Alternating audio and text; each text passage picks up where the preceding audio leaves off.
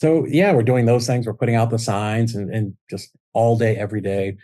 People ask, what do you think is the secret for why you were successful? And I'm like, well, it's not that I'm that smart, because I'm not any smarter than anybody else, but we were determined. Like, with the Mm. minute my feet hit the floor in the morning, all I thought about was real estate. I went out all day and did real estate. I drove the neighborhood, knocked on doors, whatever it was. And the last thing I thought about at night as I'm putting my feet in bed is real estate. So yeah, we were just very committed to it, you know.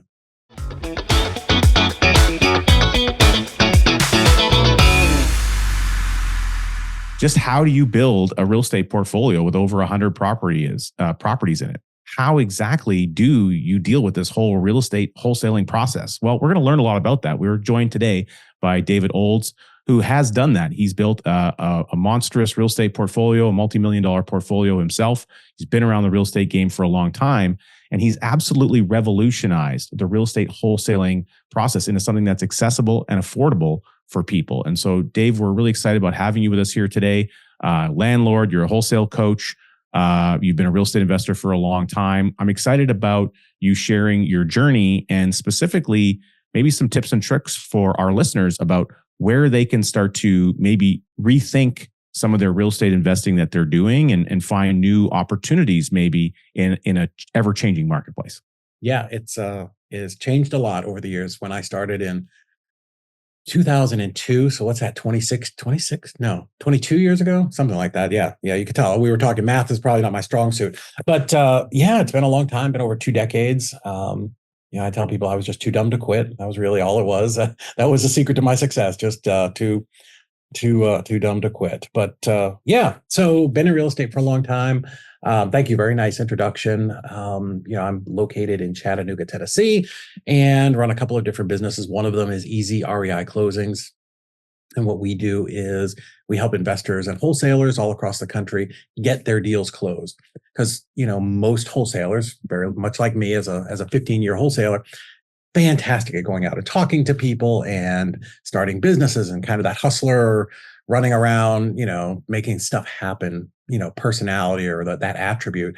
But typically that person who's good at that, the flip side of the coin is they're terrible at paperwork. So that was one of the reasons that we started this company, was to help them do that. But yeah, easy, bunch of rental properties, own some interest in some other businesses, but it definitely wasn't always like that. When I started in 2002, I had just gotten married to my wife. We bought a house. It turned out to be a foreclosure, which in 2002, nobody really even knew what that meant. And what happened, it's funny, I went to the closing table with my realtor, and there was nobody else there. Like I was thinking, like, the closings that I'd seen on TV, right, or in the movies or whatever it was, like, there was supposed to be somebody there and signing papers and doing things. And anyways, as we walked out, I'm like, why was nobody there? And why did I buy it from Wells Fargo? And she's like, oh, dummy, it was a foreclosure. So yeah, that's kind of where we got started. We bought this house to live in and fixed it up, and turned out I needed to move to get closer to my new job 2 years later, and we sold it. And same realtor going into the closing company again. She's like, hey, did you know you don't have to pay taxes on the money that you're going to make today? I'm like, what? What do you mean? She's like, yeah, because you lived in it for 2 years. In the United States, that's the homestead exemption, and it's tax-free money up to a certain amount. So it was like 52,000.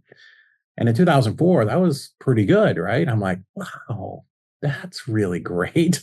Let's do that again. Let's try that again. So yeah, that was, the very core of how we got started.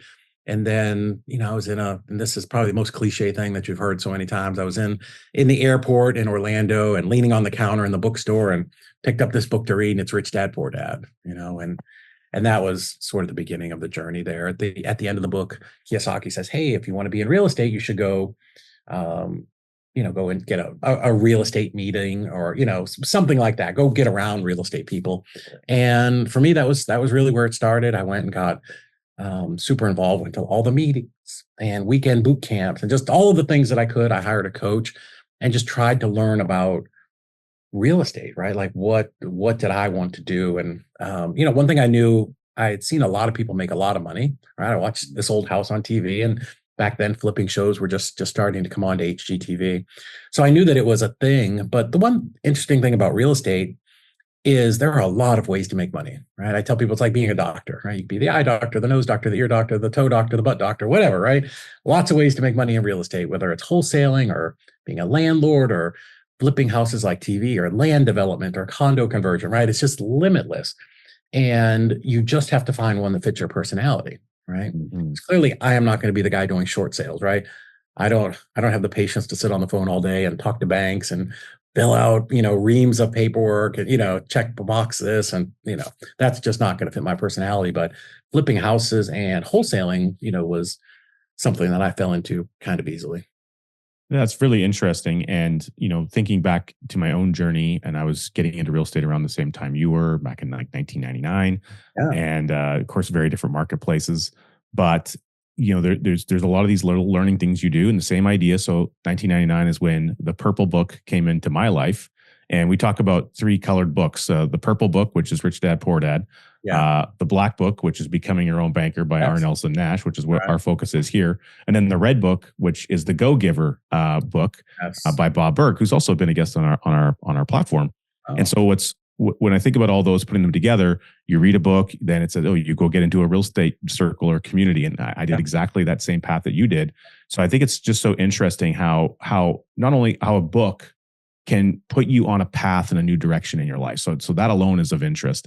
But it took you on a journey and the experience of just owning your first home and literally being forced to move for a job position, to making a decision as a family, almost created a ripple effect to everything that really started to happen in your life. It was the first domino being knocked down. And so I'm guessing you went from that vantage point to now focusing a little bit more on the rehab side as part of your, initial, foray into doing this more on a more frequent basis before you started getting into the wholesale world. Is that kind of the natural transition? For sure. Like I had a full-time job. I was a plant manager for a big lumber company. We actually made doors and millwork and moldings and all that type of stuff. And my wife was the assistant purchasing manager for a large custom home builder. So yeah, we had real jobs. Like we went to work every day, and then when we came home at night, like that was what I really focused on was, trying to learn some stuff and figure out how to do this. But I think going back even a little further where you talk about the book and you've been around doing this as long as me, I think there's just something inside of certain people that predisposes them to making that leap, right? Or following through or just chasing that dream or, whatever it is. Because obviously not everybody does it. Lots of people have read Rich Dad, Poor Dad and did absolutely zero with it, right? But I think for me, in my case, I was always driven, like I was a little kid in Boy Scouts and I wanted to be the leader of the Boy Scout group, right? I got my first job and I was bagging groceries and I was so mad that I couldn't be the cashier because I was 14. And the manager said, "You're not old." I'm like, I can ring register faster than this girl. So all the way through all of my jobs, even when I ran big retail stores, I'm like, oh, I could be the regional manager or the president of the company. You're always thinking bigger, right? I feel like that's a commonality among a lot of successful entrepreneurs.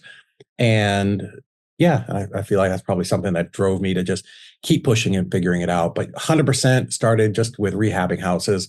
We're doing a couple a year and, had great jobs. Certainly didn't want to leave those. Didn't even really think about in the beginning, not working like that. I don't know. It wasn't really a consideration until the end times, which was 2009 when the market really crashed and, things were challenging to say the least.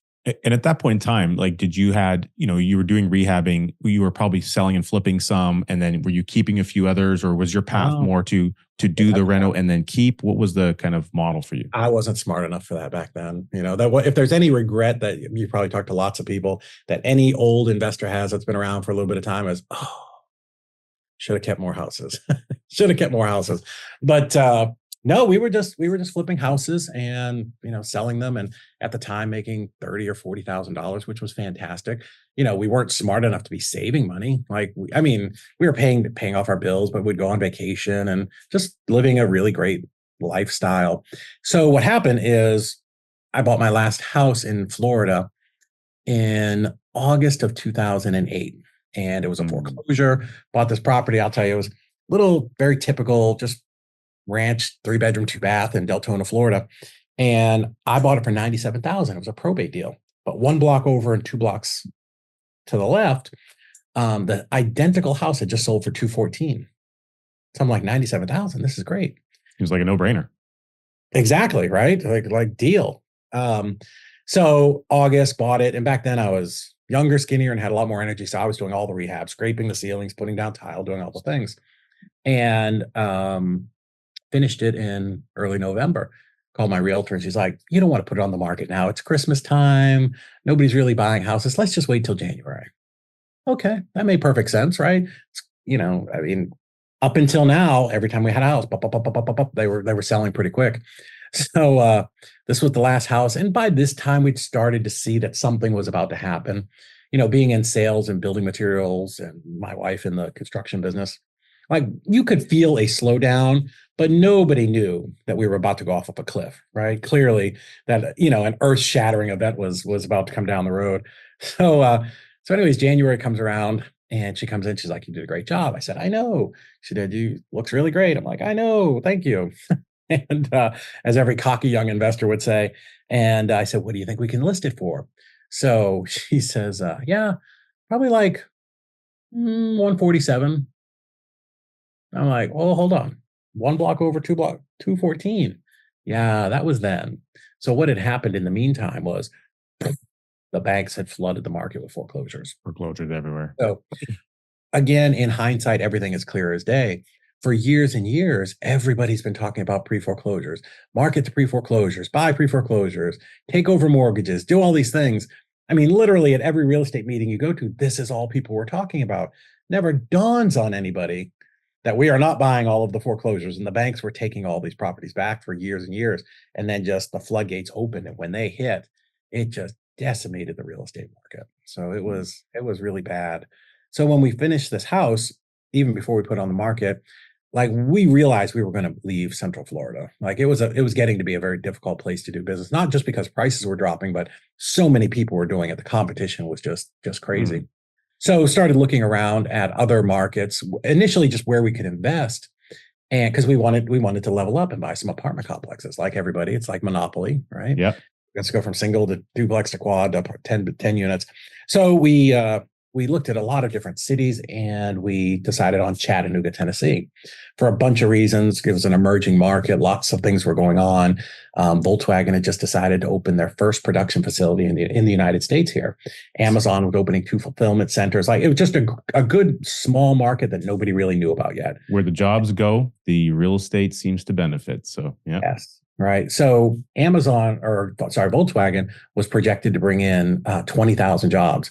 The whole county the MSA was only 200,000. That's a 10%. That's a lot, right? So it was poised to actually just take off. It was also the first city in the country to have gigabit internet to every single house, right? So everything was just poised for Chattanooga to really go on fire. And it 100% has. It was a good choice.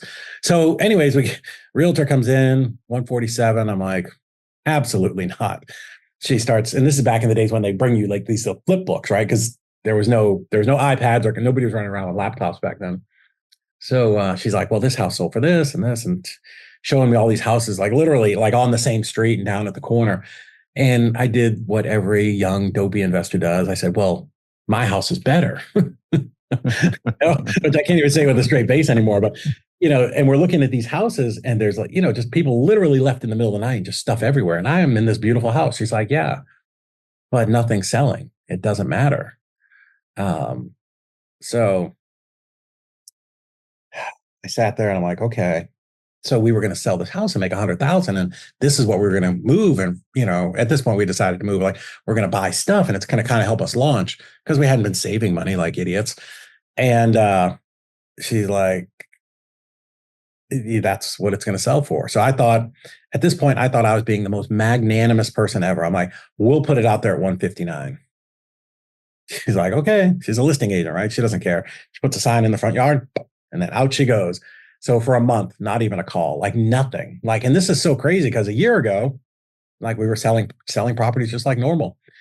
Month 2 comes around. I'm like, okay, let's drop it to, you think 152 would work? She's like, no. So I'm like, well, what do you think the number is?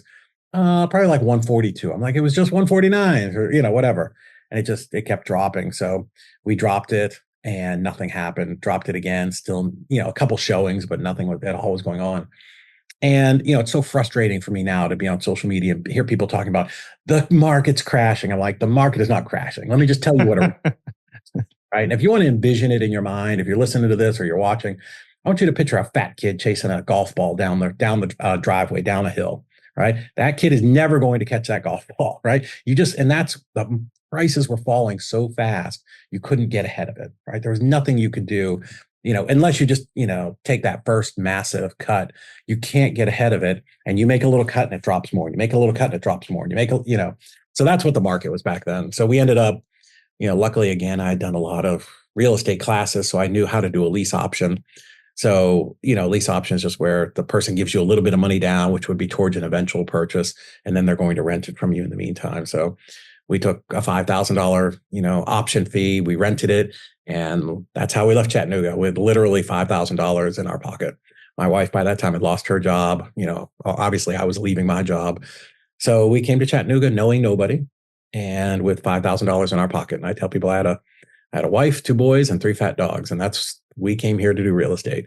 Did not know a single person. It's the worst decision. I would never tell anybody to do that. That whole burn the boats. We're going to burn the bridge behind us and we're going to go make this happen. That's great. If you're a young single person, you should 100% do that. Do not do that with a wife and kids, because you're responsible for them, right? It was a challenge. So, I mean, I'm glad that you mentioned all that, because it's in all the interviews that I've done with real estate investors and just the private conversations, it's through those periods of tremendous adversity, going through a market cycle where the rubber really hits the road, and it allows a period of introspection and then an ability to refocus. Okay, so we don't want that to happen again. So what are we going to do differently going forward to have our radar up, to be aware of that, but also how do we position ourselves in such a way where that's not going to happen? So once the move to Chattanooga happened, how did you guys kind of reinvent yourself in the real estate space at that point? Yeah, good question. So over, the 4 or 5 months before we that was January when the thing started with the house. We didn't actually move until June. So we were going back and forth. My brother decided to come in and he wanted to do real estate too, which again, I tell him, you came into real estate, on paper at the worst time ever. But so we've been going back and forth, and we're starting to buy some houses. Now, the thing was, we had no money, right? So we were buying using creative strategies. We were taking over a mortgage or having the seller finance the property to us. So anyways, we get up here and we don't have the $100,000 that we thought we were going to have. And we really didn't have any place to move into. So on one of the trips, when I'd come up maybe around February or something, we were doing some marketing, putting out the little "We Buy Houses" signs, doing that type of stuff. So anyways, I went and looked at this house from this, his name was Terry. I can't remember what his name was, but he had just gotten married and he had this real old house, like this 1900s house, not in the best area, not in the best side of town. So we made a deal. Like, he couldn't afford both mortgages. So he's like, hey, if you'll just take the payments over on this, like you can just literally have it. So when we left Florida, we packed our U-Haul, we pulled out, new person pulls in, we drive to Chattanooga, it's 577 miles, went directly to the title company. We closed on this property. So the $5,000 that I had, I probably paid $800 in closing costs to buy this property. So we get to the house, and Richard, I have not been to this house in like 2 months. And your brain gets a little fuzzy about things, right? We pull up, and of course, everybody's tired. We're exhausted. I go into this house, and like the floors are crooked. The doors don't really close good. There's a mouse running through. The electricity's not working in half the house. It's a 1900s house, and it's June in Chattanooga, and it's hot. It's so hot, and there's no central air. So everybody's tired. I drag in a couple of mattresses, and literally we just collapse onto these mattresses, put a little oscillating fan to try to get some air moving, and felt, everybody went to sleep. But I laid there that night for a long time and just thought, oh my God, what have I done? This is bad. Like, we had a great house. It was remodeled. We didn't have to sell it. Surely I could have found another corporate job or retail job or something like that. Like, I left all of that behind, drug my wife 2 boys and 3 fat dogs to Chattanooga to do real estate. We don't even know, like, we don't know that this is going to work. And like, I cried myself to sleep that night. That was a terrible, like, I thought everything I've done, I failed. Terrible husband, terrible father. Like every one of these decisions I made was the worst thing. But, woke up the next day and said, okay, well, we have to clearly figure this out. There has to be a solution. And, we went and got some more blank signs or, started writing, we buy houses on them because we were broke. We were half a broke. We didn't even have enough money to be considered broke. So we had to come up with something that we could generate some leads and do some deals. And the interesting thing was, now I've done over 1,600 wholesale deals. But back then, so when I tell people this, they think it's crazy. I had never wholesaled a deal. Everything we did was bootstrap desperation. So went out, put out signs and just answered the phone whenever it rang. And luckily, because we were so focused on it, that was all that we did. We did our first deal within a couple of weeks and then just really got a lot of traction and started doing deals so that we could, put some shoes on the kids before they went to school in September. So for the folks that don't maybe fully understand what a wholesale deal is, you're getting basically on paper the contract to be able to buy a property, right. And then you're finding someone else who's actually going to be the end user buyer fundamentally. And in the middle of that is this beautiful thing called the jelly in the sandwich, which is the money that shows up in David's pocket, right? Right. Yeah, the simplest explanation. Let's say I went and told somebody I was going to pay. I would buy their house for $50,000. And I would then go find a cash buyer who might give me 65 or 50,000. When I'm buying a 50, maybe I was 55,000, 56,000. Somebody would be willing to pay for that house. Now, that person is generally a cash buyer, right? Somebody who has the cash that can show up and they're going to buy it and rent it out or fix it up right. So I'm selling to somebody who is cash. So cash is king. Those people always want a discount. But the thing you have to understand is, well, why would they buy this? How are they going to make money? Because they're typically an investor. So this house that I contract for 50 might be worth 120 after somebody puts $30,000 into it. Right. So yeah, that's a wholesale deal. Going and finding a property or somebody, either the property or the seller is in distress, right? Meaning they need a very quick solution, right? A cash transaction. And this was easy to do back then because nothing was selling. Right. Things on the multiple listing service weren't selling because nobody could get a loan. Right. This is why we weren't able to buy apartments because banks were so busy taking properties back. They certainly weren't financing anybody. So we were able to find these properties, go find a buyer who had cash, who at that time, most of them were landlords, right? Because nobody was fixing up a house to resell it because, again, nothing was selling. So we really, in the early years, we made a lot of money just selling very low priced houses to landlords where I could contract it for, 15 or 20,000, sell it to a cash buyer, make $5,000, $6,000, $7,000, $8,000, $9,000 as the spread. And they would take that property, fix it up a little bit and rent it for $700 or $800. And you found a way basically to do that with some volume. So you got really probably aggressive with the signs, the bandit signs all over the place. We did. The city was not a fan. They don't like that. They did not like it. In some municipalities, they definitely don't like to fine you if you don't pick your signs up or you're putting them in the wrong spot. We sort of played cat and mouse with the city for a few years. They knew that we knew that they knew it. Like everybody knew who it was. They just couldn't prove it for a long time because we would go do it at like 1 a.m. on a Friday night.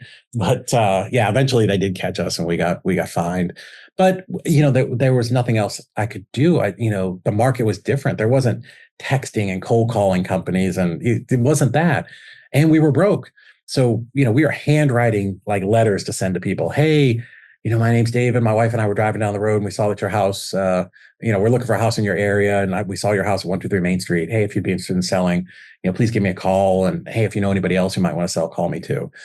So like we were doing everything we could. And back then it was what we call driving for dollars, which is just pick a part of town that back then it wasn't hard, that had a lot of vacant houses or rundown houses. And we would just literally drive up and down every street, like a typewriter, just back and forth.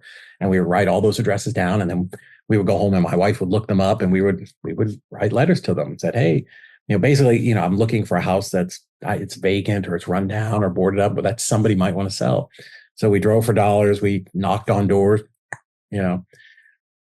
typically nobody was there, but then we'd go knock on the neighbor's door and say, hey, we're looking to buy a house in this area because the neighbor always wants the broken down house. The boarded up house to be. So they will tell you who the owner is, right? So yeah, we're doing those things. We're putting out the signs and just all day, every day. people ask, what do you think is the secret for why you were successful? And I'm like, well, it's not that I'm that smart, because I'm not any smarter than anybody else, but we were determined. Like the minute my feet hit the floor in the morning, all I thought about was real estate. I went out all day and did real estate. I drove the neighborhood, knocked on doors, whatever it was. And the last thing I thought about at night as I'm putting my feet in bed is real estate. So yeah, we were just very committed to it. Well, and you found yourself a niche because it was, at the time, it was the only way to potentially generate revenue quickly enough to pay your bills. It was also the only way that you could get properties moving because the market itself wasn't allowing them to move. So really, your experience at becoming a wholesaling expert was almost accidental to many degrees, and it was very market sensitive. Really, is what created it. Was, and necessity is the mother of all invention. And speaking of invention, we've got Easy Real Estate Closings, and your experience now in doing all these wholesaling deals. Obviously, with not every deal goes smooth, and I'm sure you have a lot of great stories to talk about that. And so, what were some of the straws, some of the hair pullout kind of moments that made you realize, and there's got to be a better way for people who are doing what we're doing to have an easier, simpler path at completing this process? Yeah. So, the truth is, I found every way to screw up. I found every way to not be successful in the business. One of the things that I was told early on, even from my brother who was working with us, is, hey, we should hire some virtual assistants, or we should hire this person. We should do this up. And, again, something that's very common with entrepreneurs is, because we're really great at one thing in our business, for me, it's marketing and sales and talking to people. You think you're good at everything. And what happens is you try to do it all in your business. And, in the beginning, you have to do that, right? If you're just starting out. But as you start to grow, then you have to bring in some other people to help you, right? So, I almost crashed our business into the wall a bunch of times. And I was literally working 14, 16 hours a day, 7 days a week. Well, 6 days a week, 8 hours on Sunday was a half day. So, but yeah, what I realized after times I started to bring some people into the company to help us, we were able to grow, right? Because now I could focus on the parts of the business that I was really good at, and that really got me out of bed in the morning. But one of the things I hired was a transactions coordinator. This woman, her name is Heather. She's now the COO of my company. But I brought her in, and she started taking all the paperwork off my plate, which was the stuff I didn't like to do anyways. And it's always the stuff that I would put off to the last minute. Call and find this death certificate. Where's the trust documents? We need the LLC documents for your buyer, right? All the stuff that needs to happen to get a property closed. I realized I was terrible at it, and all my friends were terrible at it too. Like pretty consistently, it's going and getting someone to sell you their house and knowing that it's going to be a great deal and you're able to help them, and everybody, we're going to make money, like that, like really gets the adrenaline going. Selling that deal to somebody, knowing you're going to make $40,000 or $30,000 or even $5,000, really gets you excited, right? And then you get to the paperwork part, and it's like, wah, wah, wah. All of a sudden now we're walking through quicksand. Now I'm gonna die a death of 1,000 paper cuts, right? It's not the fun part of the business. So, anyways, I bring in Heather, and I noticed sales, all of a sudden we're doing more business. And what it was not that Heather was doing the deals for me, but I would have that contract and I would hand it off to her, and she just took care of it, kind of like the wizard behind the curtain. And now all of my time was focused on my business and helping my sales team and really grow my business. And I would look at my phone, I'd be like, on my Bank of America app, and I'm like, oh, what's this $22,000? And I would walk in here. Actually, funny enough, this was her office where our podcast studio is.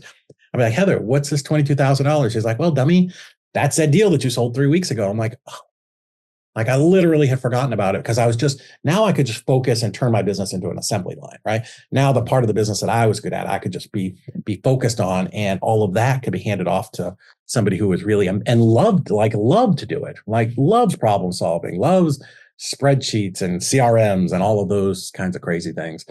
And yeah, so that was, kind of where the idea came from. And then it's a little bit longer story, but COVID hit, and some of my friends laid off a lot of their team, and people knew that this was kind of the part of the business that we were good at. So they called and said, hey, can your transaction coordinators help us, do these couple of deals? And then of course the market went crazy and everything took off again. So that was kind of the idea behind ezREIclosings was, that there was a need in the marketplace for somebody that could, have a really turnkey concierge level service where we will take all the paperwork off your desk. You just go focus on the parts of the business that you love. So the typical person then that would reach out to use your service is someone who's already an active real estate investor, and they're spending a good chunk or a decent amount of their time focusing on a wholesale aspect of their business primarily.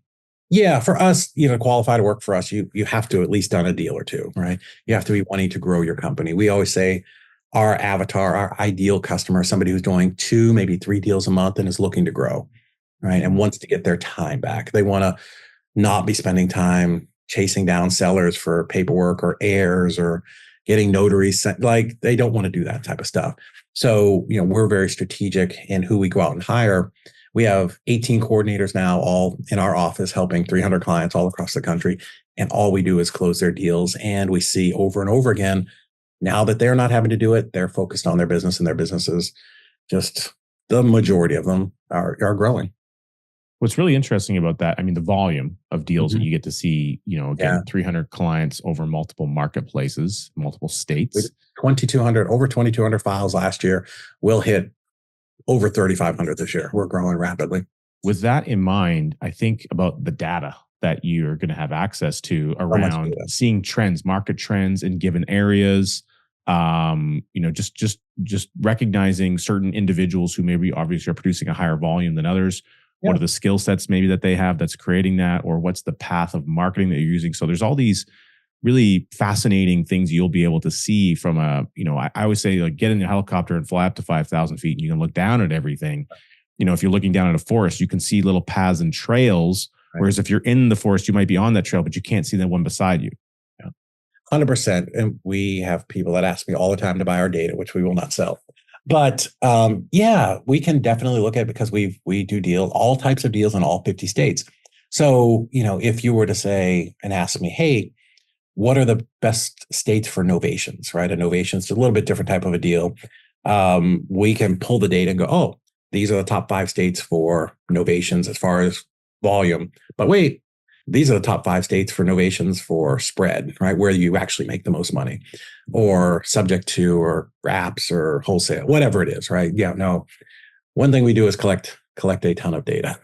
Nice. And so you mentioned wraps. Do you have people that, do you help? Is there anything or component of this process that you're also helping people who are doing like lease options as well? Or is it really strictly mostly focused on the wholesales? Because you did mention wraps and maybe some seller financing aspects that are happening. We work with Eddie Speed's Note School. We do all of their notes, the processing of their notes. So we do a lot of that type of business. Lease options aren't really something that somebody would need us for because there's no title work involved. So a lease option is pretty straightforward. You can print a lease option off and, have it signed. It's not something that even really needs to be notarized. For us, where we specialize in, Richard, is most investors, wholesalers, or, investors, when they're doing their marketing, what are we looking for? We're looking for people who have some kind of indication that they would want to sell, right? So we go out and we pull a list: foreclosure, probate, bankruptcy, bad tenants, like all of those types of things. Well, what happens is, and that's fantastic, right? Because the more problems we can solve, typically the lower price we can get. So if somebody goes out, if you go out and you contract a property from Mrs. Smith, who Mr. Smith passed away last year and she's in foreclosure. Well, that's great. You're able to help her. You're probably able to get a great deal. But to sell to me, that property has to have clear title, right? So somebody has to clean that mess up, right? We're the kind of the cleaning crew that comes in behind the investor, and some of these sellers who have bad deeds or bought it at a tax sale, did all those types of things, and we can clean that up and get it so that you can sell it to your end buyer with clear title. Because if you can't clear the title, you can't sell it. So all the work that you did up till there was really for nothing, right? All the marketing, the money that you spent, your acquisitions team, contracting it, marketing, meeting with the sellers. Yeah, all of the things you did, none of it matters if you can't close. Yeah, fantastic. And I would imagine the title management systems that exist between the different states and counties. I understand there's some variability that exists there. In Canada, it's a little bit more concise across the board. It's a little bit more succinct, let's just say.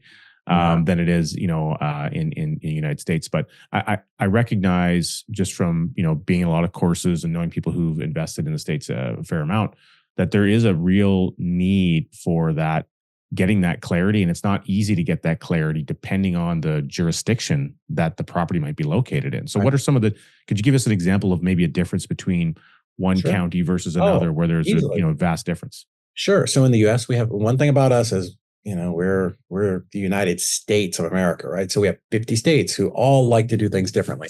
So some states you may use a title company. Other states, it may be an attorney company, which means you have to pay two attorneys to close your deal, which will be far more expensive than just a title company, which has a licensed title agent. Like I'm a licensed title agent. Anybody could be a licensed title agent. I mean, you got to pass a background check and do some things, but that's a little bit lower bar than as far as what you would pay, as opposed to paying two attorneys in New York, right? So the time of how quickly it's going to go is going to be different. And then we've got escrow states and some states that, like California, that do a combination of things, right? Depending on whether you're in North California or South California. So every state can be different, right? The laws that they have vastly different. So in Tennessee, I may be able to close something in 7 to 10 days. In New York, it's going to take me 60 days, easily 60 days. So 50 states, that's not bad enough. We have 3,100 counties who all get to do things just a little bit different. So one county in Alabama may require that you have a release from the water company that the bills have all been paid, where that doesn't matter almost any place else. Western Pennsylvania, there is a law where you have to have a rental inspection by the city before the property can change hands, right? So if you don't know these things, like your deal will die because time kills all deals. So if you've only have a 30-day contract and you wait till, the 27th day and you realize this, you're probably not going to get these things done in time. And again, your $30,000 deal can die. So yeah, very important to understand how all of these different counties and states operate. And at least if you haven't done a deal there, because we haven't done a deal in 3,100 counties, but understanding how to get that information and what it is that we're going to need to look for. Because for me, if you send me a contract, you sign your contract with Mrs. Smith, who's the seller today, I want you to give that to me so I can start getting everything ready and prepared, because I'm going to assume that either you want to close on it yourself or you're going to find an end buyer and you're going to want to close quick because you want to make your assignment fee. You want to make your profit. So the quicker that we can get that, the sooner we can go to work and make sure that process is just as smooth as possible. Well, just the example of $20,000-$30,000 deal being killed because you didn't get a rental inspection. I can imagine you only go through that process about once before you realize, boy, that sucked a lot. We need to find a solution to that problem in the future. It can be painful. And, my job to my clients is to not let that happen, right? They count on us to be the best. And we have to do that. We have to make sure that we will do everything we can to get these deals closed. Will some not close? Of course. Some are just such a rat's nest of title problems. You're going to make $2,000. And I'm like, man, this is going to take 18 months to close. We'll follow it through if you want, but I don't know that this is the best place for any of us to spend our time. But it happens at least once a week. We have a deal that's been a year old that we've been working through the process, that maybe it did have to go through the court system, and we get those things closed. Wow. Amazing.